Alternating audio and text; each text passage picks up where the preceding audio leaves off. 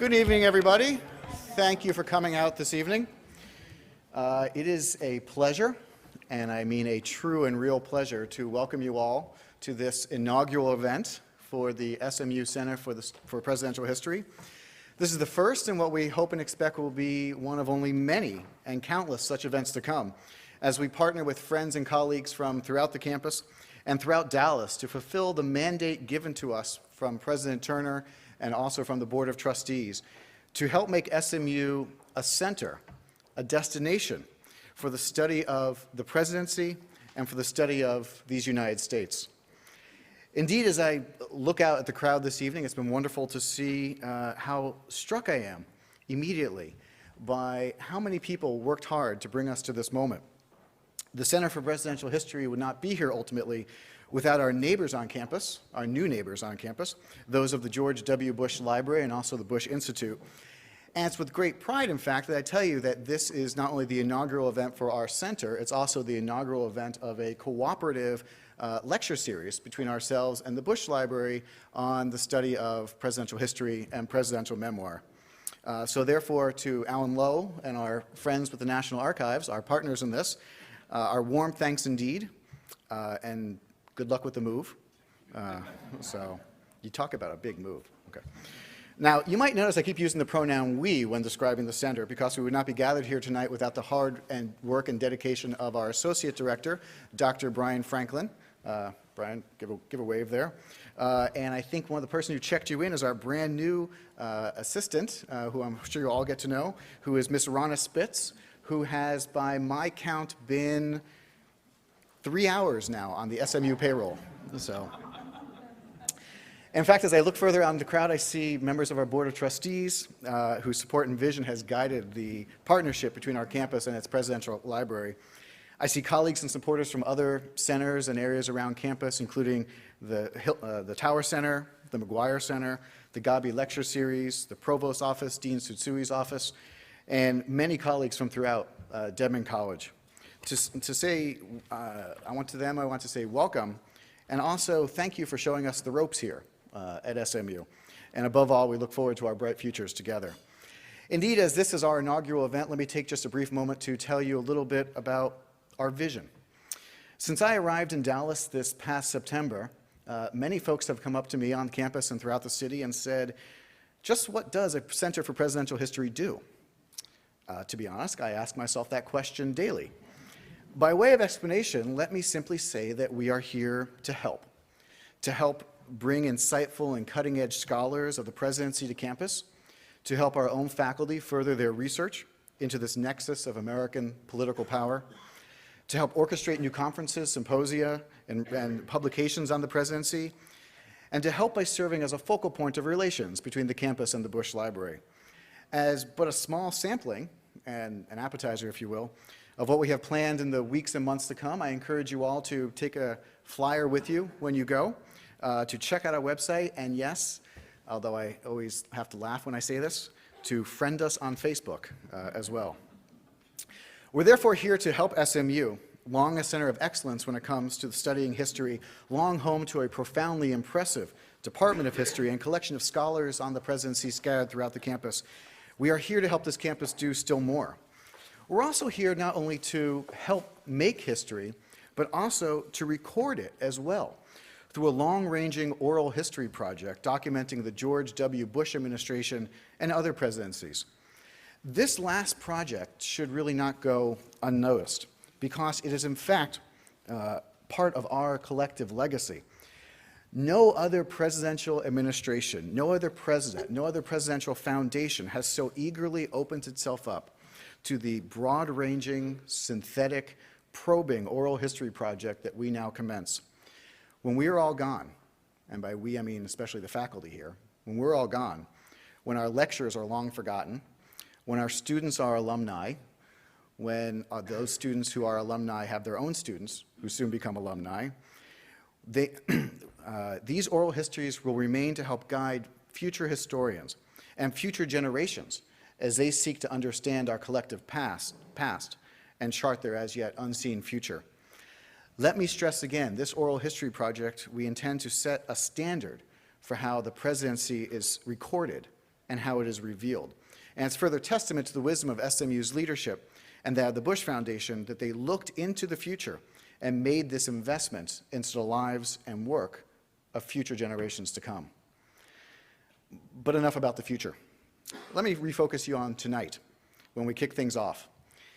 I think you'll agree with me that we could not have chosen a better speaker with which to introduce ourselves to the campus.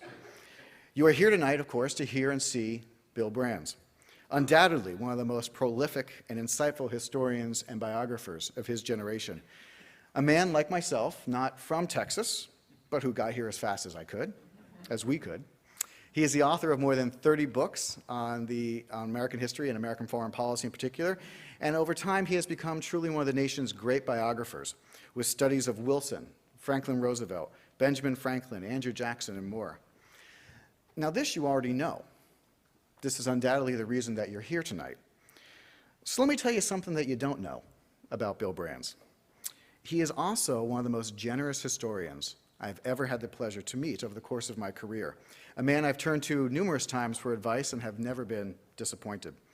I am honored to call him a role model for the study of the president and a friend. And it's therefore with great pleasure that I introduce to you tonight our speaker, Professor Bill Brands. The floor is yours.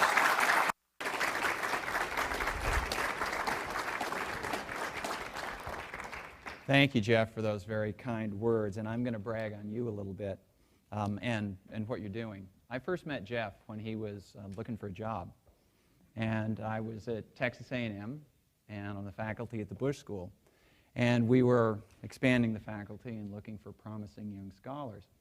And when we got Jeff's application, we decided this is somebody we needed to take a look at, so we brought him in. He interviewed very well, and he became a star on the faculty at the Bush School and made quite a name for himself. So SMU has done very well bringing Jeff aboard to start this Center for Presidential History.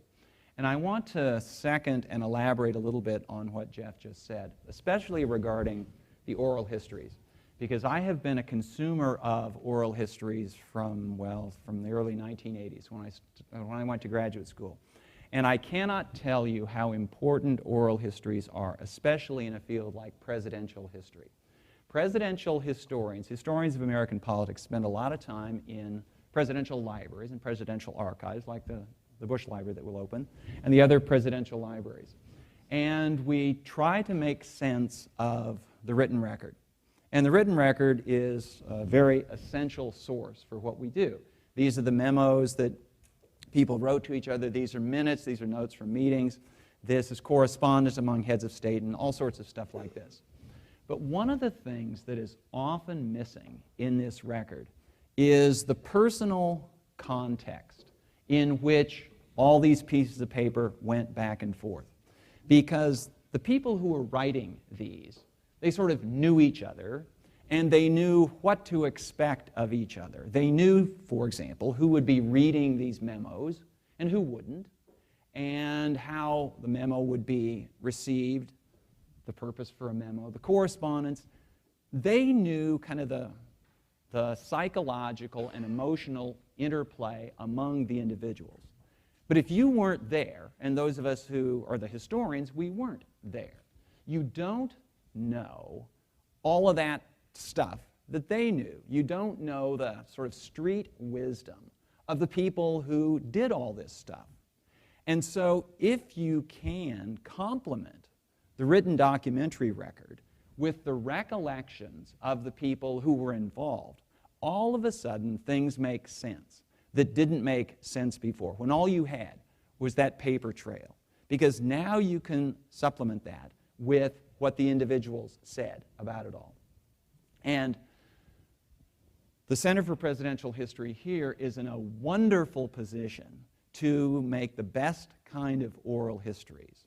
Those of us who are in the history field, we know that first-person accounts are the best kind of accounts. But there are gradations among first-person accounts. If you were there, if you were an eyewitness or a participant, then you have a standing that mere other people, secondary observers, don't have.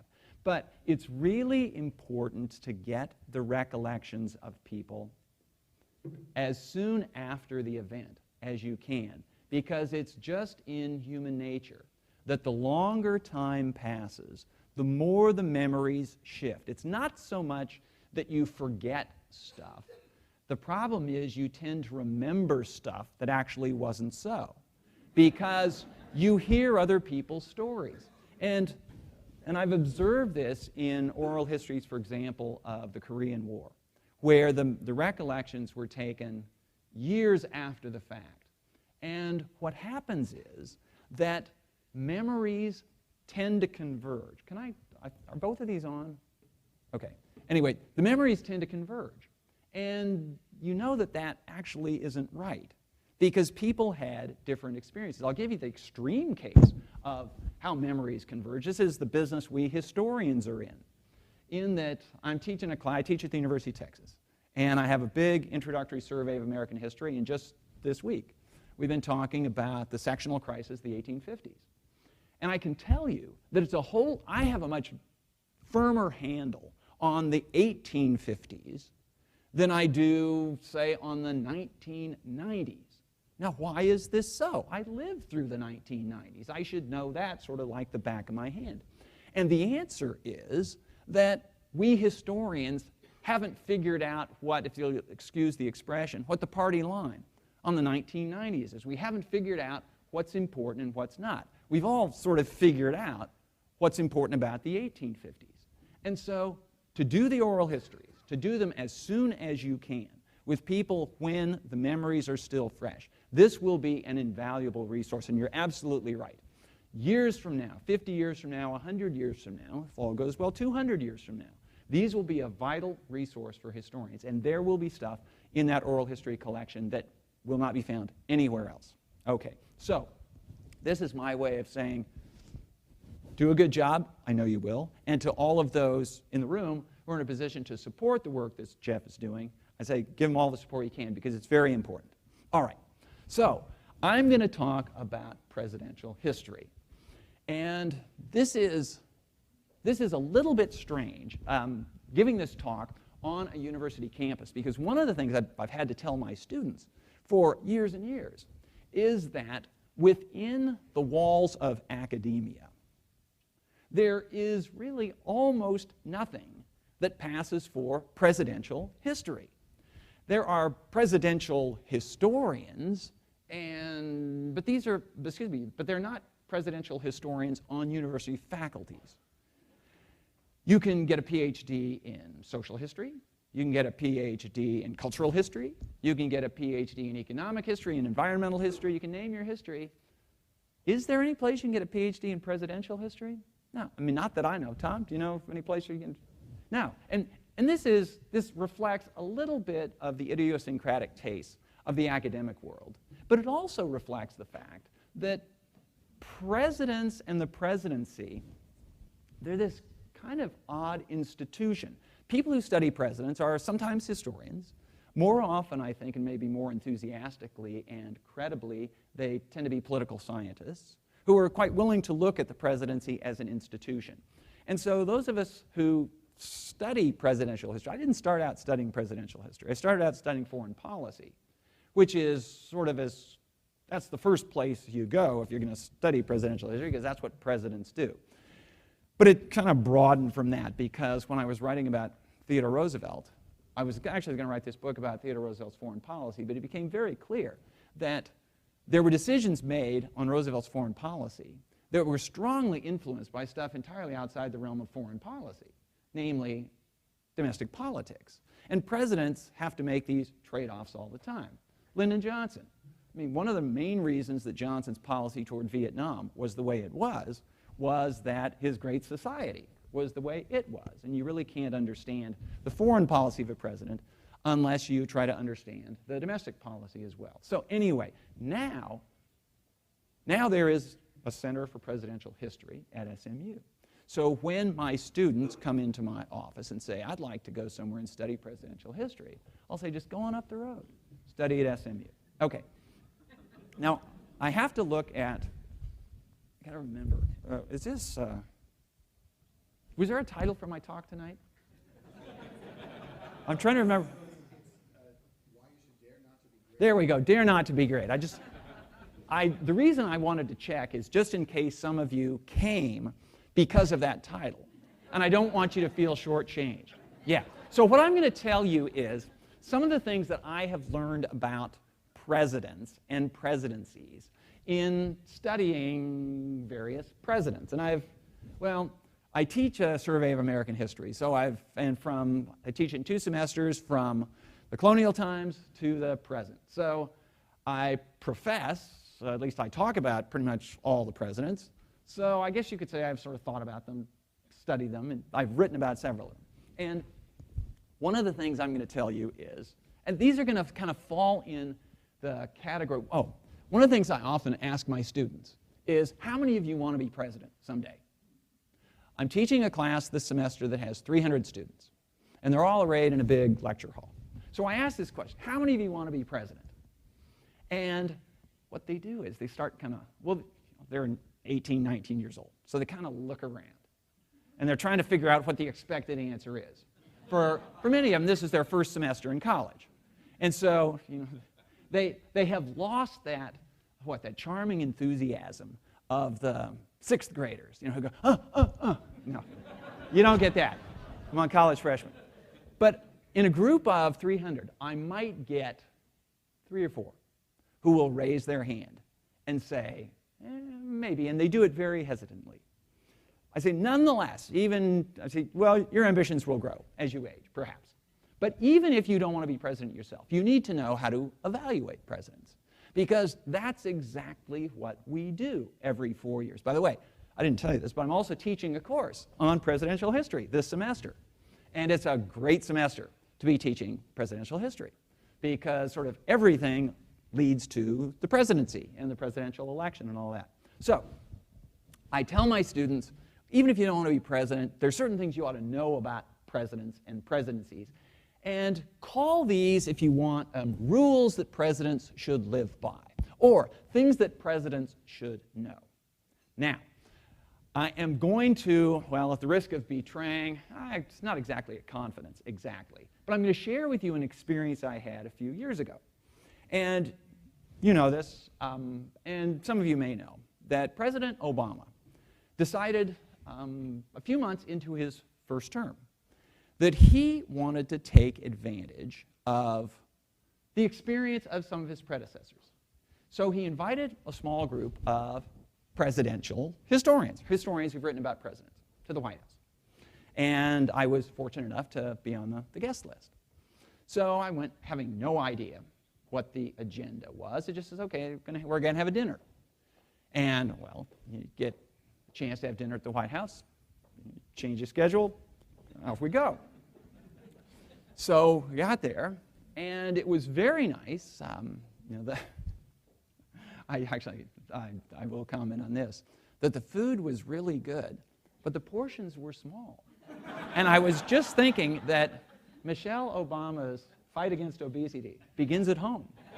Because to a person, as we walked out of there, I said, okay, now can we go get dinner? Anyway, so the evening began with just a few remarks by the president and by then Chief of Staff, Rahm Emanuel. And the tenor of the conversation was, here we are, President of the United States, and we're trying to get this administration going. And we're facing a particular challenge. You'll remember that when President Obama was elected in 2008, the financial system of the country was melting down, and the country, for several months afterwards, was sort of teetering on the precipice of a second Great Depression. And so President Obama and Rahm Emanuel, I guess they decided that it would be a good idea to bring in some people who had studied presidents so they could get the advantage of the experience of former presidents. Now, actually, this called to mind, I'm not sure I should quote Woodrow Wilson here because Tom Knock is an expert on Woodrow Wilson, but you can correct me if I'm wrong afterwards, okay, Tom? So, Woodrow Wilson once said that he would never read another book if he could have 15 minutes with the author. And this is one of the advantages of being president, where you can call in the authors of these books, you don't have to read the books. and you can get them to, give you 15 minutes and explain what this is all about. So, anyway, at the beginning of the dinner, it was very clear that this administration was taking for role models the sort of obvious suspects in American presidential history. And by obvious suspects, what I mean is the presidents who are generally considered to be the greatest presidents. Now, maybe I should ask you, so who do you think that people like me, and Tom, and Jeff, historians and political scientists, typically rank as the greatest presidents in history? Nominations? George Washington, Lincoln, FDR. We'll stop there, because actually you've hit the top three. Okay? Very good group we've got here. And so it was really clear that these were the models that President Obama was looking at for obvious reasons. If you have sort of sufficient self-confidence to run for president, and should you get elected, well, there's no reason not to aim high. And so they were talking about what one could gain. Actually, nobody really tries, I don't think anybody has the presumption to try to model themselves on George Washington. And honestly, my personal opinion is that Washington ranks up in the top three largely because he was the first. And the first established all sorts of precedents. It didn't have to be Washington per se, just the fact that you're the first. So the two that presidents do try to model themselves after typically are Lincoln and Franklin Roosevelt. Okay, and I understood why these were being held up as the models. But as President Obama was speaking, and he didn't actually speak very long. It was clear that he was there to listen. But while he was speaking, I was a little bit torn because I didn't know quite what the protocol or etiquette was when you're invited to the White House for dinner. And in the first place, somebody's giving you a nice meal at their house. But your host happens to be the President of the United States. And he's saying something you think is quite misguided. What do? Do I just, well, he's the president and I'm just this guy? Or I thought, well, should I speak up? And I reflected on a moment, and I realized that in the city of Washington, there were probably, 100,000 people who would almost kill to have 2 hours with the President of the United States. So here was an opportunity. And secondly, I reminded myself that the President of the United States is a very busy man. And I assumed that he had not cut out 2 hours of his busy schedule to listen to himself talk. So I thought, okay, I need to say something. And so I didn't actually interrupt him, but I waited until my turn to speak. And I said, Mr. President, Mr. Emanuel, I have to say something here. And it reflects, and I will say it sort of reflects my perception of the presidents that you've spoken of. President Lincoln, President Roosevelt. And I said, it is a paradox of American history. It's a paradox in particular of American presidential history that the greatest presidents presided over the worst times. And I said, there's a reason for this. And the reason is that the American, actually I wasn't quite as long-winded as I'm about to be. But see, I've got the floor tonight and I had to share it. But the reason for this is the American political system, on the whole, works really well. Or maybe I should say, it works really well enough. And what I would just say is, if you look at the course of American history over the last 230 years or so, and you match the performance of the United States with the performance of any other large country, for that matter, any small country during that period, There's no other country really that can match the success of the American political system, the American economic system. The United States, from a historical perspective, has been this rip-roaring success. So we must have been doing something right. The result of this is that Americans, by and large, are pretty satisfied with the status quo, which makes the status quo really resistant to change. Now, we could get into greater detail as to how in particular it's resistant to change. We're seeing right now how resistant to change it is. There come rare moments, and they are rare, when the system is so compromised or so obviously broken that somebody, in particular a president, has the opportunity to effect a major transformation. And in fact, the president and Mr. Rahm Emanuel were using that term, transformational, transformative president. And I said that the opportunity to transform this system doesn't come along very often. And I said, and what was it that gave Abraham Lincoln the chance to be the transformative president he was? Well, the country fell apart after he was elected. There was this civil war. What gave Franklin Roosevelt the opportunity to get his New Deal program put into effect and to become the leader of the free world? Well, it was the Great Depression, the worst depression in modern world history and the worst war in world history. And so, unless you're thinking that there's going to be a civil war or this financial crisis to become a full-blown depression, maybe another model would be better. Maybe let's look not at Franklin Roosevelt, but at Theodore Roosevelt. Now, Theodore Roosevelt is a chief executive who typically ranks in the top 5 or 6. Not right at the very top, but pretty close to there. And from the standpoint of Americans at large, Theodore Roosevelt has the singular or very distinctive benefit of having presided over 7.5 years of peace and more or less prosperity. Now, he was able to sort of push the envelope of American politics and expectations in a progressive direction, but there was no meltdown of the country, no secession, no Great Depression.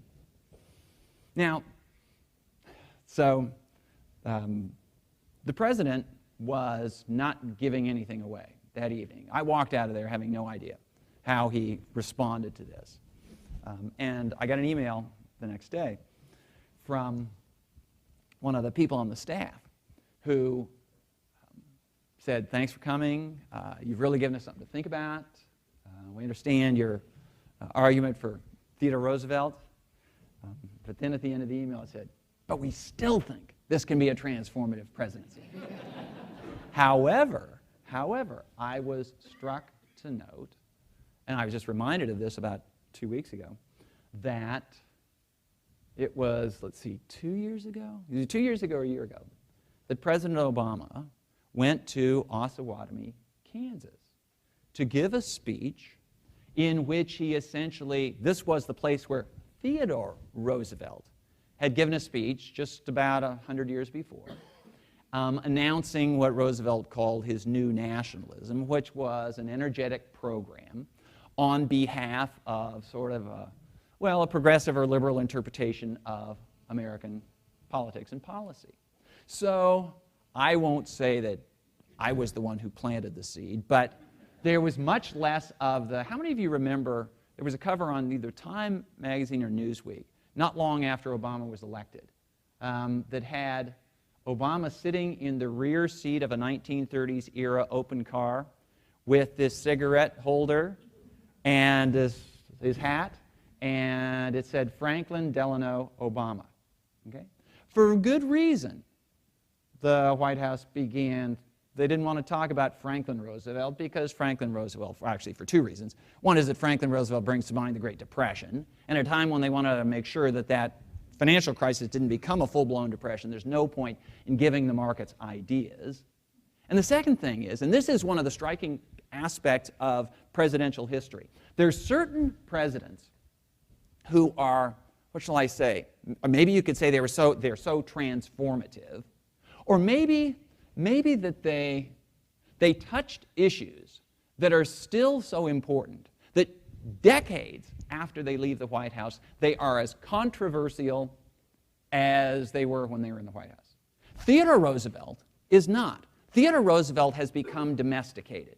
Everybody loves Teddy Roosevelt, which is actually quite striking because in Roosevelt's day, a whole lot of people despised him, including very many people in his own party. But you know that a president has sort of entered history and has been taken out of the realm of current politics when he can be cited by both parties.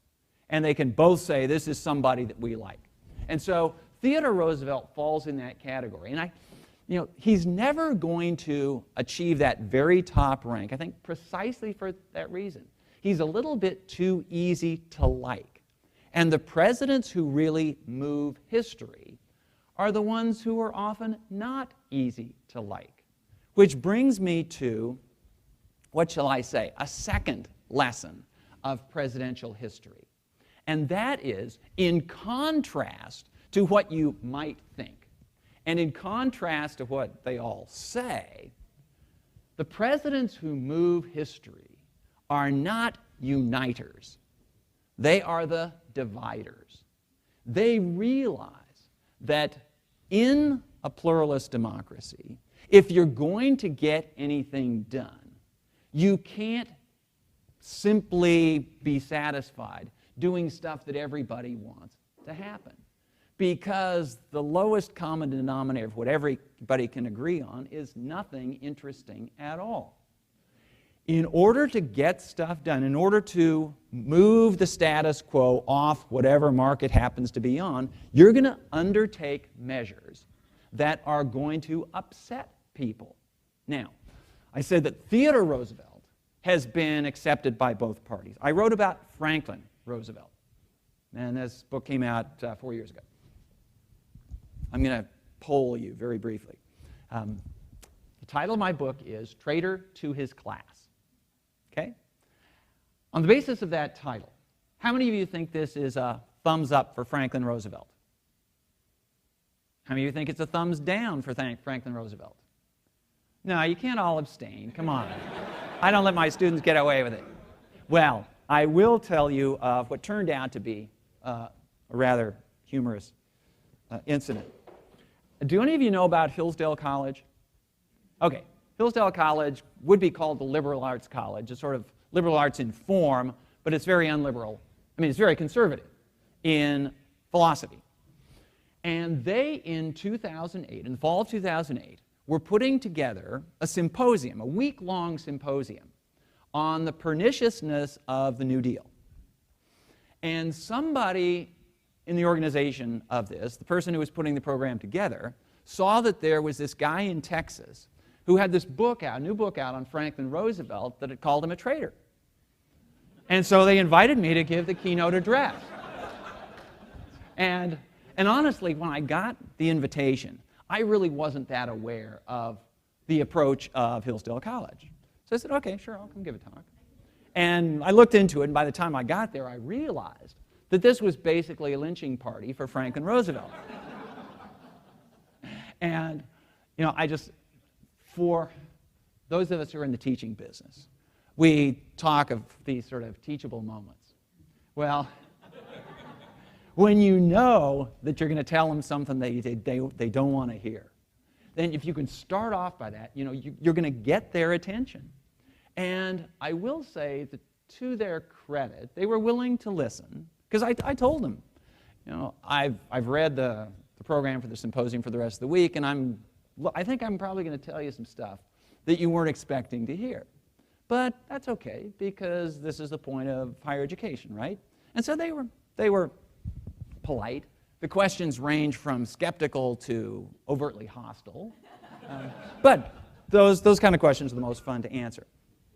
Anyway, but my point here is that Franklin Roosevelt remains as controversial today as he was when he was in office, because the issues that he touched were, well, they're issues that go right to the question of what is a government for, and what's the role of a president in that. Franklin Roosevelt, interestingly enough, was something of a personal conservative, and in fact, by the standards of his day, he was much less liberal, or much less radical than a lot of people, but nonetheless, he believed in a much larger and more energetic role for government. Now, this was partly the times.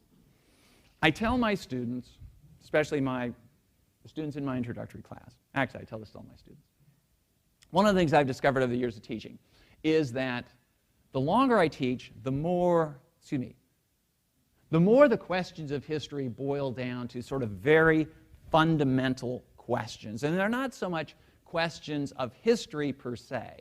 They're questions of human nature and human interaction. So I tell my students that in all, and I tend to make these rather grand, sweeping statements, so you'll forgive me for that. Call it pedagogical license. I say that in all of human history, there are two principles for organizing the relationship between individuals and the community in which the individual lives. And the two principles can be summarized in sort of pithy sayings or axioms or morals or something like that. Number one, and not necessarily first in priority, but one of them is, it's every man for himself. And I would say in this day and age, we might say every man and woman for himself or herself, but you get the point. Everybody for himself. That's one mode of organization. The other mode of organization is we're all in this together. And if you just look at the way communities, societies establish themselves and relate individuals to the larger group, they fall somewhere on this spectrum. And I've said that in American history, there has been a tendency, well, more than a tendency, a strong inclination during times of peace and prosperity to adopt the first model, every man for himself. This is the land of individualism. This is the land where you are what you make of yourself. And that's all well and good. But there are moments in our history when the other mode kicks in. And these are typically moments of international crisis during war. Think about it for a minute. War is when we all pull together, because it's very clear we're all in this together. The nation has been attacked, or some fundamental national interest is at risk. Also, natural disasters. And it will be very interesting to see how future historians of the presidency parse out the role of Hurricane Sandy in the outcome of the most recent election.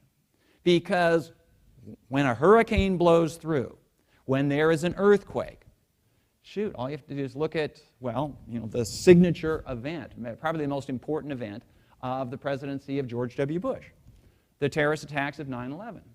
And all of a sudden, people remember what we have together. And it's not individuals alone. So anyway, there is this obvious tendency during times like the Great Depression to look to the government because this problem is bigger than any one of us. Okay. But what Franklin Roosevelt did, the reason I call my book Traitor to His Class, is that that's exactly what Roosevelt was described as by many members of his class. Now, I leave open the question, at least at the beginning in the title, whether, if you are a traitor, if you are called a traitor to your class, is that a compliment or is that a slander? I guess it depends on which class you're talking about. Anyway, so Roosevelt wore that with pride, but you all presumably were paying some attention to the recent election campaign and how toward the end President Obama was reviving some of, what his opponents called class warfare. And this is nothing like Franklin Roosevelt did during the 1930s. And he talked about the money changers and anybody with any kind of biblical sensitivity knows what he's talking about here. And these are the ones who drove America into the ditch. And he called them economic royalists, and he said that he reveled in their hatred. And he took this from 1932 when he was elected the first time to 1936 when he was reelected overwhelmingly. He understood that the secret of, what shall I say, progress or getting stuff done in American politics is choosing your enemies. And in fact, your enemies can often be more useful to you than your friends. You could ascribe it to Machiavelli, basically that model, but also, democracy, when it comes right down to it, you add up the votes. And if you get more than half, you win. So if you, and as Machiavelli understood, that fear, one can even add loathing, are often more reliable motivators than love. If you can't get people to love you, you can maybe get people to hate your opponents. Hate would be a bit too strong, but to suspect your opponents, and they don't have to vote for you if they vote against those other people. Okay. Now, my third principle, and this is sort of alongside the first one about don't dare to be great. The third one is don't run for a second term. Now, this is going to sound odd because they all do. No, they don't all do. In fact, an automatic attempt at a second term really only became automatic in the 20th century. There was a period in the middle of the 19th century where it was expected that you would not run for a second term. But the reason that this should sound odd is that in the 20th century, almost everybody who can does run for a second term. And I'll put the paradox even stronger than this. President Obama, Barack Obama, by mere virtue of the fact of getting elected a second time, leaped automatically into the top third of presidents in all of history. He will be considered, if he doesn't do anything in his second term, let's just suppose at least he survives the second term and doesn't get impeached or something like that, he will be considered to be in the top third of presidents. Why do I say this? Because of the 44 presidents, only 16 have been reelected. Now, why, prima facie, does this put you in that top? Are all the 16 in the top ranking? Because re-election is the only time that presidents basically put themselves up for a referendum on their performance. When you run the first time, you're running on the promise. When you run the second time, whether you want to or not, you're running on the performance. And if American voters say you did good enough, that we want you for a second go around, then that is a mark of distinction. And I will add that this does not always identify the people that I would consider to be the ones who ought to be in that top ranking. And in fact, I would put it conversely. I think that the elder President Bush is one of the great sort of underrated presidents of modern American history. And the fact that the Cold War ended as peacefully as it did, that Germany was reunified, that the European Union was put on a good trajectory. This is stuff that sort of looked like it just happened. Well, it didn't just happen. It required very skillful and, I would say, somewhat self-deprecating leadership on the part of President George H.W. Bush. And so he accomplished something that very many other chief executives could not have accomplished. He had experience. He had a personal knowledge of the players in international affairs. He could get on the phone with his counterparts in any of the several countries that were going to be essential to a peaceful ending of the Cold War.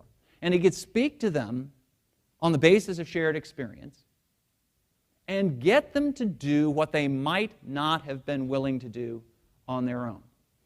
But he was able to do this in part because he didn't make a big show of it. He made it look as though it just happened.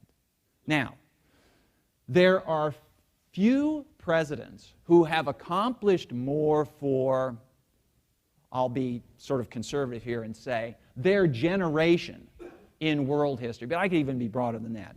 You know, if you had polled political scientists, international relations theorists, military theorists, historians in 1985, and you had said, okay, by 1995, there's going to be no Soviet Union anymore. And you would have asked them, so how did that happen? Most would have said, oh my God, there's going to be a bloody war in the center of Europe. Well, the Soviet Union went out of existence, the Cold War ended on America's terms, and hardly a shot was fired in anger. So this was one of the major accomplishments in world history in the second half of the 20th century. And President Bush got no credit for it in American politics. So he ran for re-election in 1992 and got a thumbs down. As a result of this, it's going to take the hard work of presidential historians to kind of get him up there where he deserves to be. And I say where he deserves to be, where I think he deserves to be, but you know, everybody in this country gets a vote. At least everybody over 18 gets a vote. And they're entitled to their opinions. And if people thought in 1992 that that minor recession that the country was in was a bigger deal than ending 45 years of confrontation between the superpowers without a nuclear war, well, who am I to gainsay that? Well, actually, I know who I am to gainsay it, and they got it wrong. Nonetheless, anyway. Okay, so, yes. So if you run for re-election and don't get re-elected, then sorry, your reputation's going to take a lot of work. But I said earlier that you shouldn't even run for re-election. And this sort of is a paradox in what I just said. Here's why you shouldn't run for re-election. Because every great president in American history was re-elected. But it's really difficult to find a second term that turned out well. Second terms are almost always a disappointment. You know, and we could start with George Washington and the Whiskey Rebellion, and Thomas Jefferson, and the Embargo Act. That was a disaster in 1807. And James Madison, the War of 1812. And Andrew Jackson. Andrew Jackson defeated the Bank of the United States and plunged the United States into a depression. And, you know, Ulysses Grant, his administration was surrounded by scandal during his second term. And, you know, just go on from there. Woodrow Wilson. I mean, Woodrow Wilson was reelected, and he led the United States into World War I. But by the time World War I was over, Americans were utterly disillusioned. They believed that this had been a very bad idea, and they wanted to distance themselves from Wilson and all that he had done as quickly as possible. I'll focus, actually, very briefly on Franklin Roosevelt, because Franklin Roosevelt kind of demonstrates the challenges of this and what is at stake. Franklin Roosevelt was elected in 1932. He was elected primarily because he was not Herbert Hoover. And anybody that the Democrats put forward could have beaten Herbert Hoover. So he was elected, and Walter Lippmann, who was the dean of political commentators in those days, basically said that Franklin Roosevelt seems like a nice man who has no perceptible qualifications to be president except that he wants to be. And that was good enough. He was elected. He did not succeed during his first term in accomplishing the primary thing that he was elected to accomplish, namely to end the Great Depression. But that was beyond his control. One of the things I was telling my students during the course of this last presidential election campaign is that, maybe I shouldn't say this, Jeff, because you're trying to get this Center for Presidential History off the ground, but we have in this country what I sometimes call the cult of the presidency, or the cult of the president, where, I will say, we make too big a deal of presidents. So, for example, what was the big issue in the campaign just ended? The economy. Who's going to create more jobs? Who's going to get the economy going again? The fact of the matter is that presidents don't create jobs, and presidents have a modest impact on the economy at best. Ben Bernanke has a lot more influence on the economy than the President of the United States. And if you want to know what's going to happen in legislation, which is where where the rubber hits the road, we would have been better served if we were simply watching all this to pay attention to the 435 House races and the 33 or 34 Senate races, because that's going to determine where the balance of power lies. But we don't do it that way. Why don't we do it this way? Well, it has a lot to do with the fact that when you're trying to simplify things, and one of the things we historians do, it's kind of in the nature of trying to make sense out of the world, we tend to simplify. And it's a lot easier to focus on one particular campaign. If you happen to be the director of CNN or Fox News or whatever, it's a lot easier to report on, to galvanize viewers' attention with a mano-a-mano kind of thing, one person against another person, rather than to focus on all these different races. So there is this tendency to focus on the people at the top. Now, there's also very good reason to focus on the person at the top, because the President of the United States is, with the very minor and unimportant exception of the Vice President of the United States, the only person that everybody in the country can potentially vote for. If you happen to be a governor, of course, it's only in your state. Even if you're a senator, it's only people from your state. The president is the one who can speak for the entire country with a voice that no one else can match. And in this respect, the presidency, and for some of you this is kind of old news, but the presidency is quite different than the top political office in parliamentary systems, which are most of the other systems in the world. In that, in those cases, the head of government, the prime minister typically, is simply the head of government and is not head of state. So the United Kingdom has a prime minister, David Cameron, but also has a head of state, Queen Elizabeth. Now this is important because the head of state is the person who sort of embodies the country, who is the congratulator-in-chief when something good happens, is the consoler-in-chief when something bad happens. The prime minister doesn't have to do that. The prime minister can be just a politico, a functionary. But in presidential politics in the United States, you have to be able to do both. And that's one of the reasons that we do focus on the president, I think, more than we ought to. But anyway, Franklin Roosevelt got elected in 1932 because he was not Herbert Hoover. He got reelected in 1936 because, well, a couple of reasons. Because, in the first place, I shouldn't say, the country had taken a big dent out of the Great Depression. Franklin Roosevelt, you may remember this if you were paying close attention to the postmortems of the recent election, that Barack Obama is the only president in the last 70 years, to be reelected when the unemployment rate was over 7%. Now, the one president in American history who was reelected when the unemployment rate was much higher than that was Franklin Roosevelt. When Roosevelt was reelected in 1936, the unemployment rate was about 15%. 15%! How in the world did he get reelected?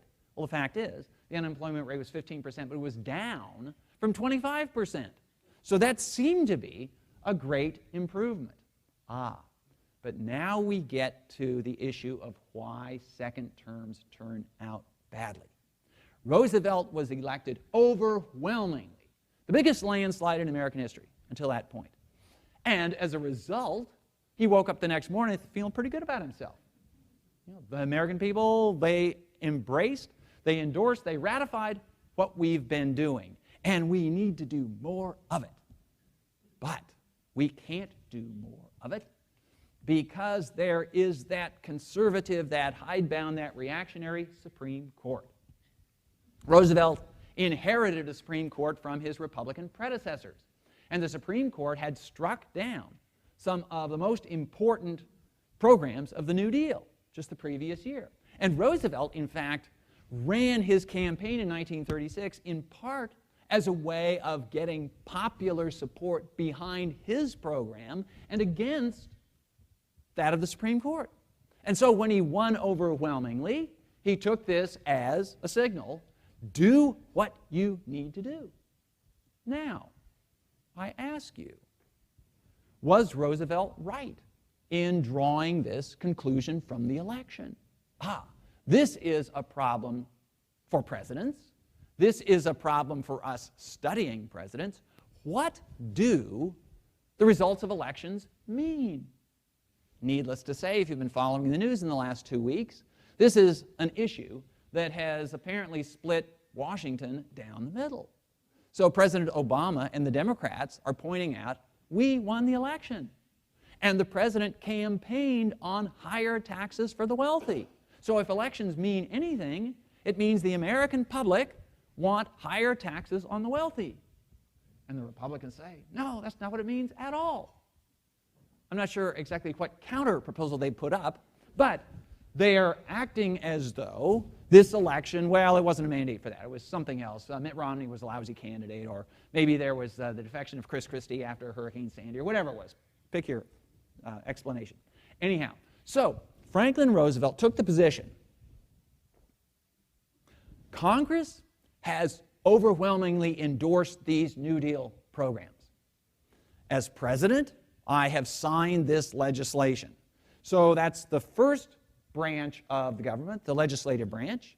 The second branch is the executive branch. All that stands between the country and these beneficent programs are these 9 old men on the Supreme Court. Now, I ask you, if you are going to interpret democracy, isn't democracy about majority rule? And it was very clear that if you're going to count majorities, Roosevelt had a majority on his side. There's never been a bigger majority on the side of Roosevelt, on the side of any president and his program. But there were these, well, as he called them, the old men on the Supreme Court, who said no. And he took the position that they stand in the way of democracy. Therefore, what can we do? Well, you're a judge for life, or until you retire, until you choose to retire, and they were going to retire until they thought they could get rid of Roosevelt. So he proposed to expand the membership of the Supreme Court. Now, we look back on this, we historians of the presidency, we look back on what has actually called then, and has been called ever since, Roosevelt's court-packing scheme. And we think, boy, he was trying to subvert the Constitution or something. Well, maybe not, because the Constitution does not say that the Supreme Court gets to declare measures of Congress unconstitutional. That's something that John Marshall cooked up. And by the way, presidents didn't buy that for about a century after Marshall and Marbury versus Madison first staked that claim. So when Andrew Jackson, for example, decided that the Bank of the United States was unconstitutional, the fact that John Marshall, as Chief Justice of the Supreme Court, had previously said precisely that it was constitutional, Jackson took the position that, well, that's fine. Marshall speaks for the judicial branch. I speak for the executive branch. And Jackson said, I took an oath of office that I would preserve, protect, and defend the Constitution of the United States as I understand it, not as Justice Marshall understood it. So anyway, this business, this acceptance that we have these days, that the Supreme Court speaks for the entire country, and that's the last word, this is a relative innovation in American history. So when Roosevelt wanted to do this end run around the Supreme Court, the other thing was that there is nothing in the Constitution that says the Supreme Court shall consist only of 9 justices. And at times in the 19th century, it had been as few as 6 and as many as 10. Now, but the thing that did him in was he wasn't candid about this. He presented it as a way of easing the workload of these elderly justices. Well, turns out that the elderly justices were the conservative ones. And so for each justice over 70, he'd get to add a new justice. Clearly, he was going to appoint people that thought his way. And he had big majorities in Congress, so they were going to, in the Senate, so they were going to get approved. And this was what did Roosevelt in. And even people who had been favorably disposed toward Roosevelt and his policies began to think, wait a minute, maybe he's reaching too far. You could call it hubris if you want. You could call it kind of a loss, I guess it's related to hubris, but a loss of perspective. Roosevelt generally had a very good sense of what the American political system would bear. But his sense failed him here. Now, this is, and that was the beginning of the end of the Roosevelt presidency, as people understood and expected it then.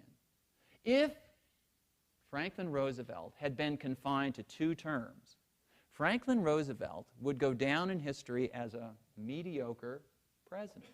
Mediocre, you might say. Wait a minute, wasn't he the author of the New Deal and all the legislation on which the modern American welfare state is based? Yeah, but consider this scenario.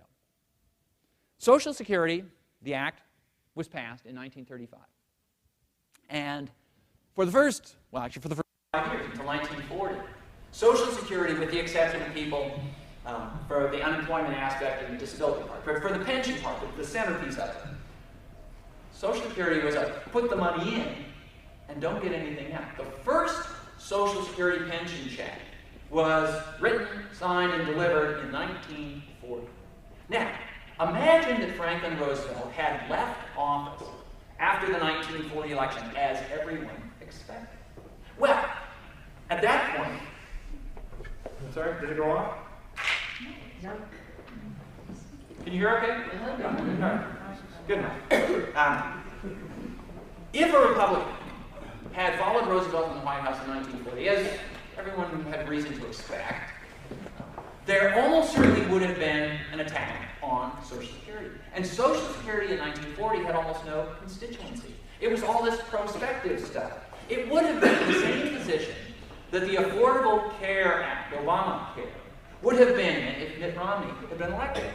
He promised to undo it to the extent he could, and would have, at the very least, neutralized it. But Roosevelt was not confined to 2 terms by this utter accident of history. And you might think it up, that I call the biggest war in world history an accident. It was an accident from the standpoint of domestic American politics. It was this deus ex machina that sort of came in from outside that gave Roosevelt a 3rd term, and then the beginning of a 4th term. And it was the 3rd and 4th terms that made Roosevelt, as it turns out, the great president, historically by reputation, that he has become. Because, as I say, if he had left office after 2 terms, he would have left office with the Great Depression still going. In fact, after all that good work up to 1936, the economy went into a very steep recession in 1937, and the unemployment rate was back where it was in 1933. And Roosevelt would have left, and it would have been a really lousy 2nd term. Anyway, you can look through presidents' 2nd terms, and the 2nd terms are by and large a disappointment. So, why is it that everybody wants a 2nd term? Well, I think it has to do with that first thing I said, namely that if you don't get a 2nd term, then you're, I guess you could do what Harry Truman did and not run for re-election. Or Lyndon Johnson did the same thing. He didn't run for re-election. Oh, why didn't they? Because they were so unpopular that they were going to have a hard time getting even the nomination of their own party. So, well, the other thing is that we have not figured out quite what to do with ex-presidents. You're going to figure out what to do with an ex-president, keep busy around here. But, after you've been president, what do you do next? This is actually one of the, I'll call it one of the interesting but sad stories of Theodore Roosevelt's career. Theodore Roosevelt was this shooting star who kind of rocketed to national attention, became president of the United States, the youngest president in history, and was very energetic, who did all this good stuff, not everybody agreed with it, in his 2 terms in office, 1 and 3 7/8 terms, and then left, and couldn't figure out what to do with himself after that.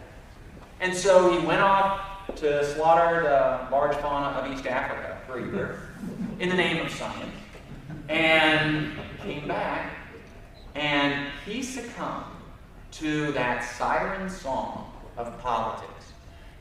I have told my students, half facetiously, but with some seriousness, that, especially in the last 20 or 30 years, the mere decision to run for president is evidence of a certain psychological imbalance.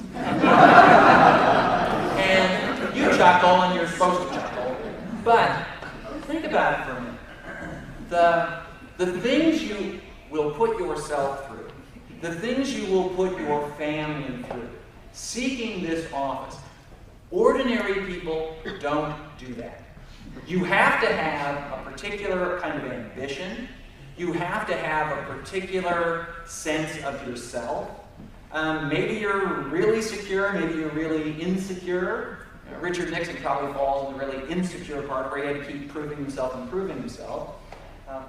But it's a decision to run for president that most people, I think, maybe rightly so, maybe admirably so, don't make.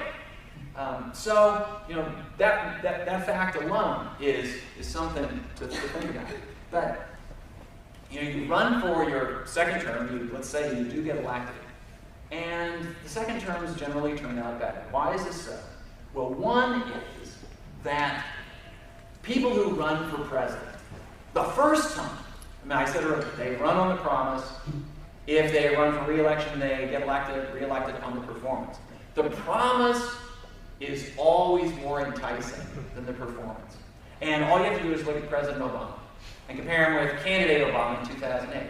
A brilliant campaign in 2008, assisted by the financial crisis, but still, he was able to campaign on the theme of hope, and the slogan was, yes, we can. And boy, if you want a president who's going to fix things, that's what you want to hear. Yes, we can. The trouble is, once you get elected, the operative phrase is not yes, we can, it's no, you can't. Because that's what presidents do. To 95% of the people who come to them have bright ideas and plans. No, you can't. You can't do that. To govern is to choose. To choose is to say no to a lot of people. So the other thing is that presidents, they get elected if they do have any good ideas, and some do. They go with their good ideas first. And they've used up all the good ideas by the end of the first term. And so then it's a matter of, so what are we going to do next? And the last thing I'll mention when we go on to this is they've also used up at first string. So when you get elected, lots of people want to sign on to this new administration. And you get your pick of the best. And usually what happens is you burn them out, or they burn themselves out, sometime during the first term. So the second go-around, these are the folks who didn't make the cut the first time around. And you might think in a country of 300 million people, there's an infinite supply of talent. But any of you who've been in administrative positions know that good help is hard to find, regardless of what it is you're hiring for. And this applies to the second-term presidents as well. Okay, I have talked longer than I wanted to talk. I've actually got 3 or 4 more principles. So if you are thinking of running for president, talk to me afterwards. And I'll tell you what to keep in mind. But I want to stop so we can have some time for questions. Do any of you have questions?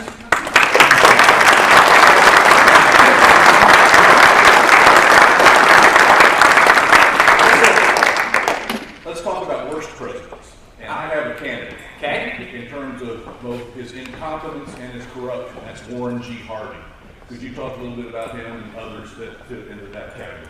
Warren G. Harding. Some people have said he was the handsomest president.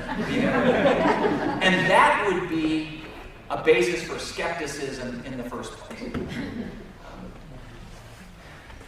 Here I'm going to pull a Charlie Brown Peanuts comics maneuver. There was one of these comic strips where Lucy is preparing for a test. She's taking a geography class, and she is studying up for the test on Idaho. They learn everything. She's learned everything there is about Idaho. Famous potatoes and mountains and all this stuff. She gets in to take the test. And the one question on the test is, tell us everything you know about Iowa. Iowa, she says to herself. So, she does what any good politician would do. You saw this in the debates. She said, Iowa is a very interesting state. Not to be confused with Idaho, home of famous potatoes. Okay.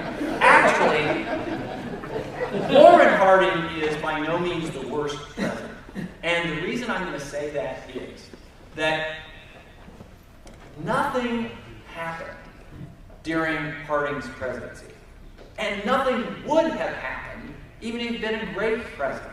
There are times when the occupant of the White House is crucial.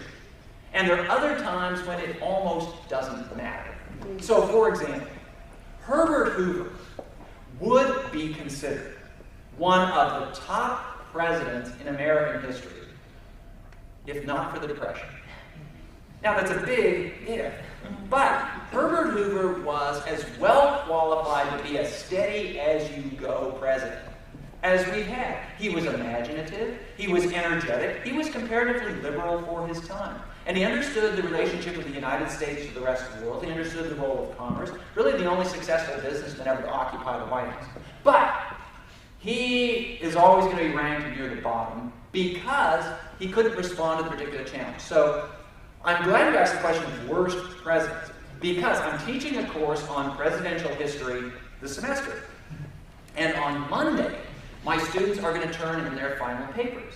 And two of the students, and I have encouraged them for this, they have decided to focus on two of the worst presidents in American history. And I think, and Tom and Jeff, you have your opinions on this, but one of the presidents who will rank consistently at the bottom is James Buchanan. Buchanan, because something did happen while he was president that might not have happened if he had handled things differently. James Buchanan was the president during Southern secession. 7 Southern states left the Union between the election of Abraham Lincoln in November of 1860 and Lincoln's inauguration in March of 1861. And Buchanan, whom I might add, had as impressive a resume as any entrant to the White House probably ever had. He was talented, he was experienced, but he didn't have what was needed at the particular moment. Now, I've got to be careful. I'm speaking in a state of the former Confederacy. And there might be, I know there are some people who still long for the lost cause and all that. I will give you the conventional wisdom that the Union was better off being held together than broken up. If you accept that, then you can point the finger of blame at James Buchanan. Well, finger of blame. His position was this. The Southern states had no right to secede. And in that respect, he agreed with Abraham Lincoln. But Buchanan looked at his Constitution, and he looked in vain for authority for the President of the United States to wage war against seceding states. His position was this: the South has no right to secede, but I have no authority to prevent it. So, I can't say that he was wrong on the constitutionalism of the argument, but Lincoln took the position that whether I have the authority or not, I'm going to do it. So one of my students is writing about James Buchanan. Another student, these are the two presidents who bracket Lincoln, writing about Andrew Johnson. Andrew Johnson was the only president for a long, long time to be impeached, and like Bill Clinton, he was not convicted. He was spared by one vote. But he was the wrong person in the wrong place at the wrong time. So this question of whether you're a good president or a bad president depends as much on the circumstances you find yourself in as on your own inner characters. And I just add one thing, and that is that this business of making such a big deal of the presidents is, well, it only really began in the 20th century. During the 19th century, the center of gravity of political power was where the Founding Fathers expected it would be, and that is in Congress. There is a reason that Article 1 of the Constitution, by far the longest article, deals with the legislature. The framers of the Constitution had no idea that the president would become the prime mover of American politics. That's an artifact of a couple of things. One is, Well, I guess I could call it Theodore Roosevelt's egotism. As Theodore Roosevelt's daughter said about him, if you want to understand my father, you need to remember that he has to be the bride at every wedding and the corpse at every funeral. Roosevelt insisted on being in the spotlight, and he came to the presidency at a time when the technology of modern media made it possible for an individual to seize the spotlight in a way that would have been impossible during the 19th century. Here's a trivial piece of presidential history. Who is the first president that you have ever seen in photographs? With his mouth open. Who you can see his teeth. You can probably guess from what I was told. Theodore Roosevelt. Theodore Roosevelt was the first president to be photographed with his teeth. And why is this? Well, part of it has to do with the Roosevelt genes. They have good teeth. And whereas everybody else in the 19th century had lost most of their teeth by the time they were at presidential age. Oh, except he was also relatively young. So there was that. The other thing was that Roosevelt came along when photographic technology for the first time could photograph people more or less on the fly. There were these candid photographs of Roosevelt that you don't see of earlier presidents. And in an earlier day, when photography was more expensive, and when you had to sort of sit still, there aren't very many people who can sit still, like this. Roosevelt didn't sit still either, but the technology had changed. So, and the other thing was, and this is absolutely crucial, it's one of the things that I'm gearing up for the second semester. I'm teaching the second semester of this American History Survey. The first semester is easy in the following sense, that you don't have to deal with foreign policy, or you do just very rare.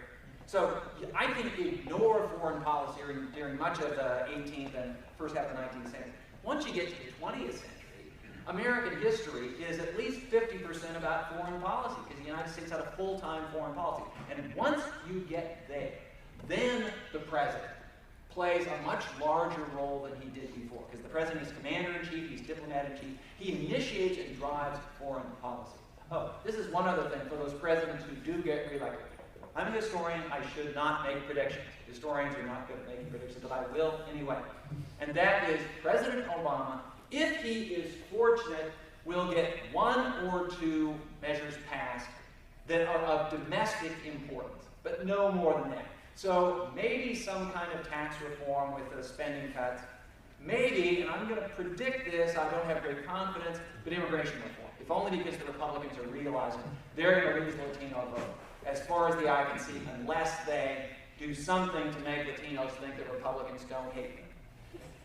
But the other thing is, I would predict this, and I'm very confident of this, President Obama will do what every other second-term president, definitely the 20th century, did. He will turn to foreign policy. Because when you're stymied in domestic affairs, you look to foreign affairs. You can do stuff in foreign policy that you maybe weren't inclined to do in your first term, and since you can't do anything in domestic affairs, then you turn to foreign policy. I'll take another question if we have time. What do you think we have? Time for one more. One more question. Yes, sir. What about stupid Eisenhower for the rest? Dwight Eisenhower. Okay, Dwight Eisenhower is a very good example of, what shall I call it, the military exception to a fundamental rule of presidential politics. And the fundamental rule is this: nobody gets to run for president as your first office, your first election. You have to work your way up the system. Now, Herbert Hoover is an exception to this. Wendell Willkie, who lost, was an exception to this. But everybody else, just about everybody else, has to show that they can cut it on a national stage. I mean, it actually has to start on the local stage. In American politics, with this exception of generals, there are no national candidates. You start out as national candidates. You have to build a base. And I've got a whole explanation of why American politics is so polarized today on the basis of this, but that would take another hour. So I'll give you all the answers. You're just reading more time. Okay, yes. But generals are the exception to this rule. And so if you look at America's wars from the 18th century to the 20th century, every successful war yields at least one president. Why was George Washington elected president? Because he was a brilliant legislator in Virginia? No, because he was the commanding general who won American independence during the Revolutionary War. The next American War was the War of 1812, which gave two presidents, Andrew Jackson and William Henry Harrison. The Mexican War gives us Zachary Taylor. The Civil War, Ulysses Grant. And every president until McKinley had been an officer on the Union side during the Civil War. World War I is an exception. John Pershing didn't want to run for president. But World War II gives us Eisenhower. Douglas MacArthur thought it should have been him, but it was Eisenhower. So Eisenhower was elected because he was a general. And at a time when Americans were concerned with national security, this was the overriding concern of Americans during the Cold War, Eisenhower had this calming presence. Because Eisenhower, boy, if he had defeated the Nazis in World War II, he ought to be able to handle the Russians. And what clinched the deal for Eisenhower in the campaign of 1952 was his simple statement, I will go to Korea. Now, this was when the Korean War was 2 years old, and Americans were frustrated by the seeming endlessness of the conflict. And Eisenhower simply said, I will go to Korea. He didn't say what he would do in Korea. He didn't say, I'm going to end the war. He didn't say, I'm going to escalate the war. But the fact that this military hero could say it was calming, was reassuring, and when his opponent was Adlai Stevenson, the intellectual in politics, Eisenhower was the one they wanted. Now, Eisenhower is a good example of what presidents can accomplish and what presidents cannot accomplish. Eisenhower had relatively small interest in domestic matters, except how they impinged on national security. And one of the things that Eisenhower did was, well, he tried to cut the budget of the military. Because Eisenhower was convinced that the United States could spend itself into ruin by spending so much money on the military. And so he tried to order the downsizing of the Army, placing more of America's security on nuclear weapons, which were relatively cheap. And the term in those days was more bang for the buck. But one of the things he discovered is that even if you're president of the United States, even if you're a five-star general, you cannot tame what he reluctantly called by the end of his presidency, the military-industrial complex. Now, I have been predicting for some while that we are about to see the end of the military-industrial complex.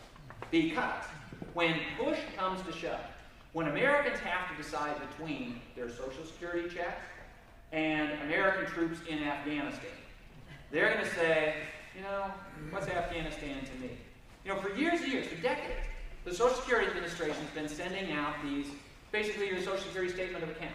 And you all have seen these, where you say, okay, you have, over the course of your working life, you've contributed X number of dollars, and you can retire at 62, 65, 67, you will get this much per month. And it has your name on it and your Social Security number. And it looks to, you know, all intents and purposes like a bank statement. It's not, but it makes you think. This is because Franklin Roosevelt designed it that way. It makes you think that you have a claim on the national treasury. That this is the money you put in, and you're getting out no more than you put in. Well, in fact, for years and years, people will get out a lot more. It is a fiction, but nonetheless, it's very powerful fiction. You don't get a statement of account from the Pentagon saying that you've contributed X number of dollars to defense, and you can count on X number of dollars out of defense. No, it doesn't work that way. So it's anonymous to cut money to the Pentagon. It's going to pain people individually if you cut Social Security. So I think we're going to see the end of the military-industrial complex, but it's going to be painful. So, and Eisenhower himself, you know, realized that things had gotten out of even his control. And if Roosevelt